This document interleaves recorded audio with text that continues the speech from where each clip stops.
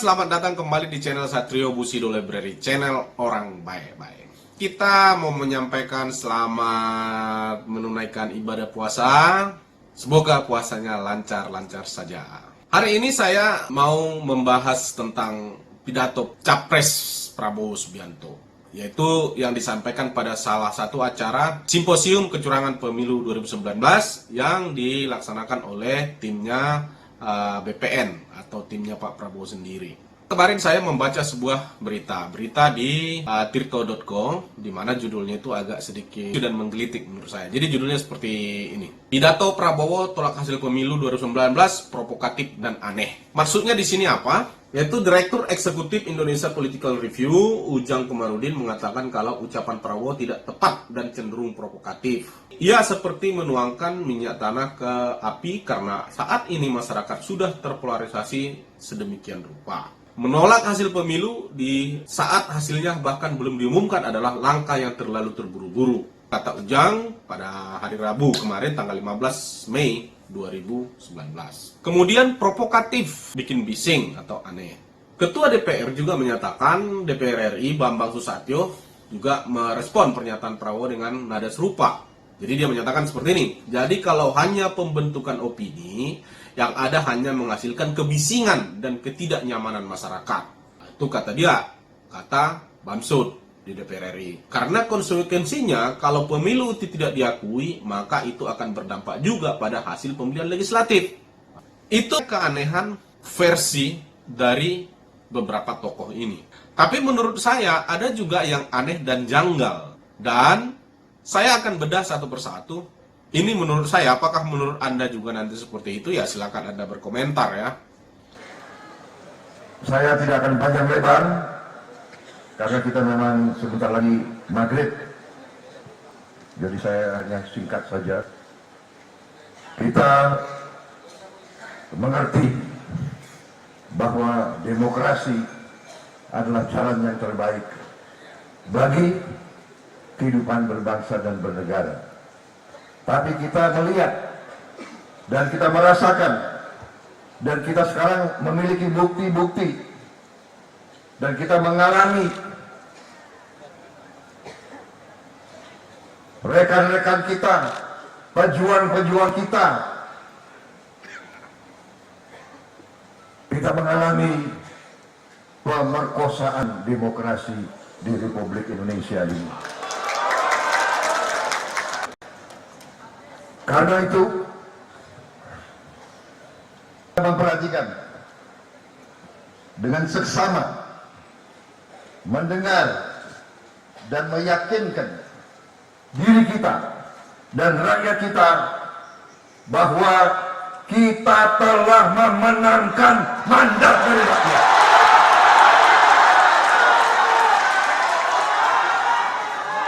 Kita telah memenangkan mandat dari rakyat. Allahu Akbar.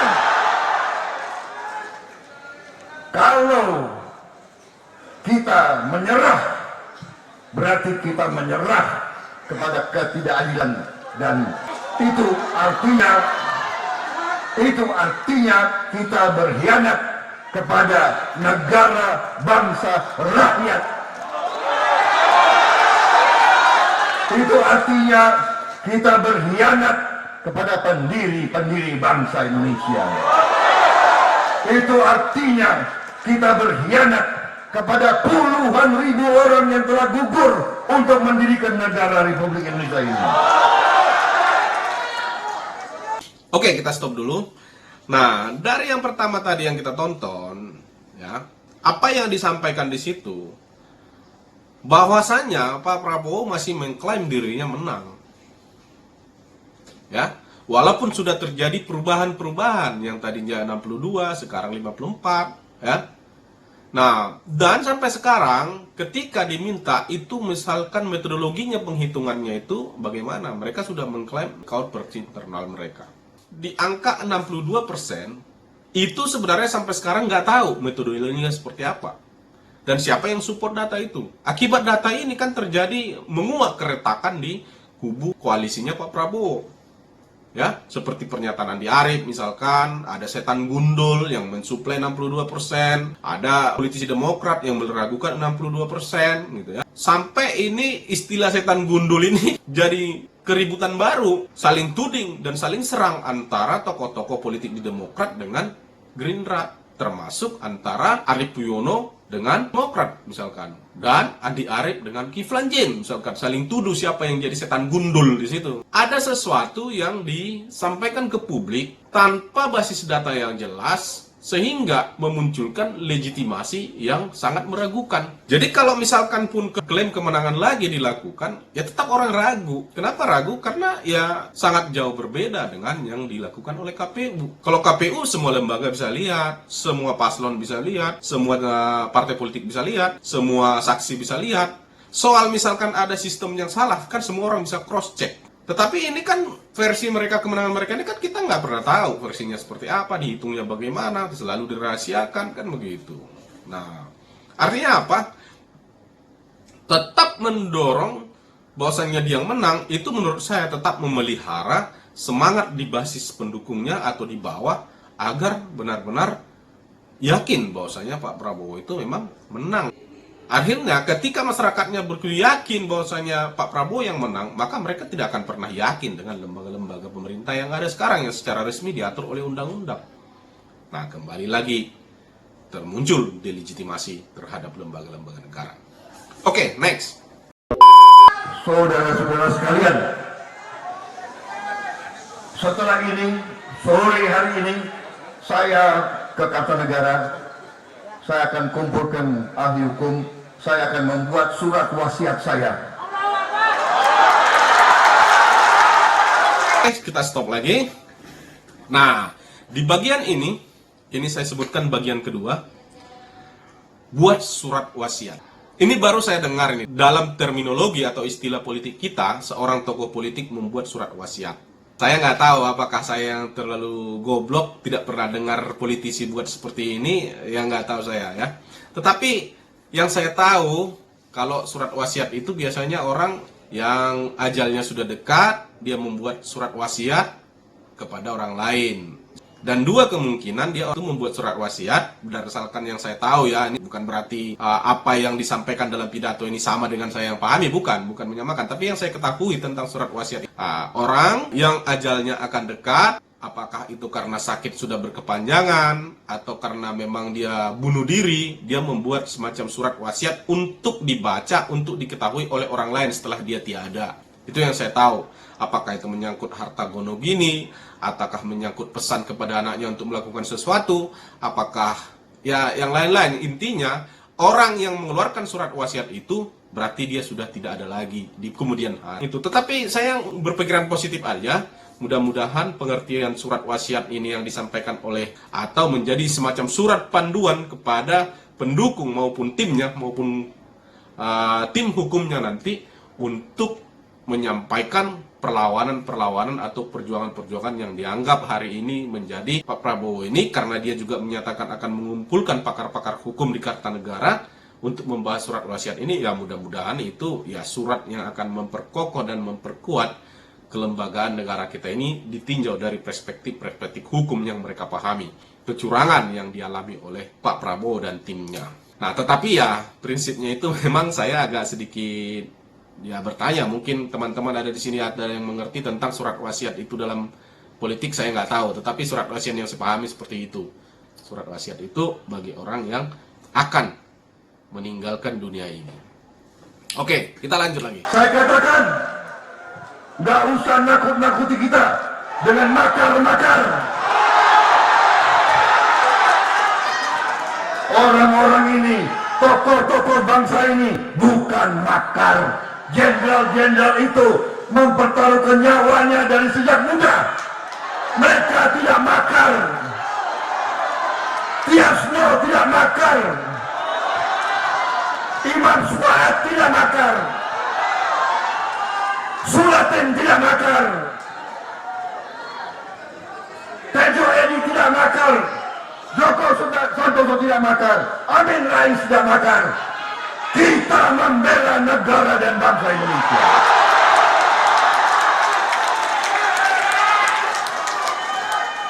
Jangan takut-takuti kita dengan senjata yang diberikan oleh rakyat.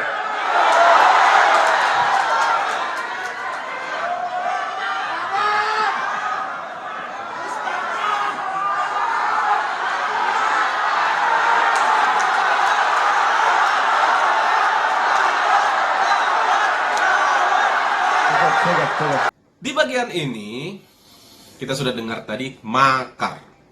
Makar.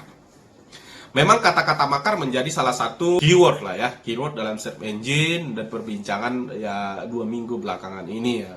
Bahasa yang paling populer ya, mengingat ya ada beberapa orang yang dijadikan tersangka makar dan itu menjadi isu nasional. Misalkan seperti anak muda yang memenggal kepala presiden, kemudian ya ada Egy Sujana yang menyuruhkan people power, kemudian ya ada yang lain ya, dan perempuan yang saat ini disidik apakah akan kena dengan undang-undang makar saya nggak tahu. Tetapi pembahasan makar ini menjadi pembahasan yang sangat santer belakangan ini. Nah, tetapi ada yang menarik pada saat Pak Prabowo menyatakan pidatonya, dia menyatakan bahwasanya si A, si B, si C, nama-nama yang disebut di situ tidak makar, termasuk Amin Rais tidak makar. Dua muncul pertanyaan dari sini. Yang pertama, Pak Prabowo kenapa tidak menyebutkan, memperjuangkan nama atau menyebutkan nama seseorang seperti Hermawan ini misalkan yang diduga akan tersangka dengan undang-undang makar, kemudian Egy Sujana, kenapa dia nggak menyebutkan itu? Tidak disebutkan di dalam forum itu, di dalam pidatonya itu. Harus ada pembelaan misalkan, kalau memang diyakini mereka ini bukan untuk melakukan makar. Artinya begini, kalau misalkan yang disebutkan yang belum berkasus secara hukum, yaitu ya benar mereka tidak makar. Tetapi yang sudah berkasus secara hukum ini kenapa nggak disebut? Apakah mereka ini bukan bagian dari pendukung Pak Prabowo? Apakah mereka yang hanya pengacau yang memanfaatkan situasi? Nah, itu kan jadi pertanyaan. Kenapa saya bilang demikian? Mestinya kalau dia bicara tentang tidak ada makar, mestinya orang yang sudah berurusan dengan hukum itu disebut dong di dalam pidato itu. Ini kan nggak ada disebut sama sekali. Artinya kan mereka ini sudah berhadapan dengan hukum. Nah, saya khawatir begini, ada sekelompok orang, ataupun individu, ataupun anak-anak muda, ataupun ibu-ibu, yang mati-matian, yang secara keras, ngomong membela Pak Prabowo, memperjuangkan Pak Prabowo untuk jadi presiden, tetapi di sisi lain, Pak Prabowo nggak mengenal mereka. Takutnya orang seperti itu, dia kan membabi buta, membela mati-matian, berteriak macam-macam, demi 02 harus jadi presiden. Tapi Pak Prabowo sendiri tidak menginginkan itu, dan tidak mengenal dia, kan kasihan. Harusnya kan ya, kalau memang Pak Prabowo mengenal mereka kan ya tinggal bilang aja, siapa itu, si ini, si ini, si ini, yang sudah berkasus itu ya harusnya disebut dong dalam pidato itu. Nah itu, makanya ini salah satu pesan juga kepada kita semua, dan khususnya kepada kalian teman-teman saya, saudara-saudara saya yang pendukung 02 juga, boleh sih mendukung, tetapi ya tetap lihat koridor hukum lah. Belum tentu juga kan Anda melakukan itu diketahui oleh orang yang Anda dukung. Belum tentu juga Anda bisa dibantu, ya, apakah dari sisi pengacara atau yang lain-lain kan. Nah, next. Ada yang mengatakan Pak Prabowo, bagaimana sikapnya? Katanya ada yang minta ketemu saya. Bolak-balik minta ketemu. Jangan, nggak boleh. Emak-emak jangan emosional. Berbicara boleh, berunding boleh, menyerah tidak boleh. Pak Prabowo menyatakan ada orang yang bertemu, menanya sikap saya. Ada orang mengajak bertemu dan menanya sikap saya. Saya pikir kalau menurut saya dari pidato Pak Prabowo itu, kita boleh bertemu, kita boleh berunding, kita boleh berbicara, tapi tidak boleh menyerah. Yang nyuruh menyerah siapa, Bapak? Suruh bertemu itu kan konteksnya sederhana. Kalau menurut saya ya, bagaimana agar di elit ini setelah bertemu agak redam di bawah. Tidak terjadi konflik di bawah. Tidak terjadi saling serang di bawah. Tidak semakin mengkristal pro dan kontra di basis massa. Itu yang menurut saya konteksnya. Kalau misalkan itu dianggap misalkan tidak adil atau ada perlakuan yang tidak sesuai, ya pasca pertemuan kan bisa aja tempuh aja dengan jalur hukum yang ada, dengan instrumen-instrumen demokrasi sebagai pembuktian kecurangan itu seperti apa gitu loh. Tetapi kan secara negarawan mereka ketika bertemu sudah terlihat bahwasanya ada kepentingan yang lebih besar dari sekedar memenangkan si A atau memenangkan si B, atau mendukung si A atau mendukung si B. Itu menjadi pembelajaran di bawah agar tidak terjadi lagi hal-hal seperti yang belakangan ini, yang ketangkap ini. Dan ya proses kepercayaan kita terhadap instrumen negara itu ya tetap berjalan, tetap terjadi di basis massa atau di grassroots ya. Itu menurut saya konteksnya. Bukan berarti mau menjinakkan Pak Prabowo, bukan. Kan kita juga nggak setuju kalau ada pelanggaran-pelanggaran, ada kecurangan-kecurangan, istilahnya TSM, ya kan, terstruktur, sistematis dan masif. Ya memang harus diproses hukum. Kita juga nggak mau proses demokratisasi kita ini ya berjalan dengan noda-noda itu.